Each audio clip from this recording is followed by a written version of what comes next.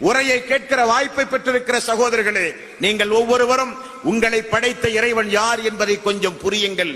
நீங்கள் நம்புகிற வேதத்தின் அடிப்படையில் புரியுங்கள், படியுங்கள்.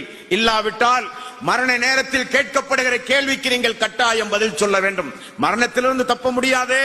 மரணம் முஸ்லிம்களுக்கு மட்டும் உரியதா? அல்ல. மரணத்திலிருந்து நாம் தப்பிக்க வேண்டுமானால் உலகத்தில் நீங்களும் நானும் பிறக்காமல் இருந்திருக்க வேண்டும். பிறந்தால் நமக்கு மரணம் நிச்சயம். அந்த மரண நேரம் யார் நம்மை படைத்தானோ அவனே தான் நம்முடைய உயிர்களை கைப்பற்றுகிறான். கல்லா இதா பலஅதி தராக்கிய வக்கீல மன்றாக் வல்லன்ன அன்னகுல் ஃபிராக் வல் தஃபத்தி ஷாக்கு பிஷாக் இலா ரப்பிக யௌமைதினில் மசாக். உயிர் தொண்டைக்குழியை அடைந்து கால்கள் எல்லாம் பின்னி பிணைந்து துடியாய் துடிக்கிற போது அல்லாஹ் சொல்லுகிறான், நான் கேட்பேன் இந்த நேரத்தில் உன்னை இப்பொழுது காப்பாற்றுகிறவன் யார் என்று. அந்த நேரத்தில் முறையான பதிலை நாம் சொல்ல வேண்டுமானால் நம்மை படைத்த ரஹ்மானை நீங்களும் நானும் புரிந்து கொள்ள வேண்டும்.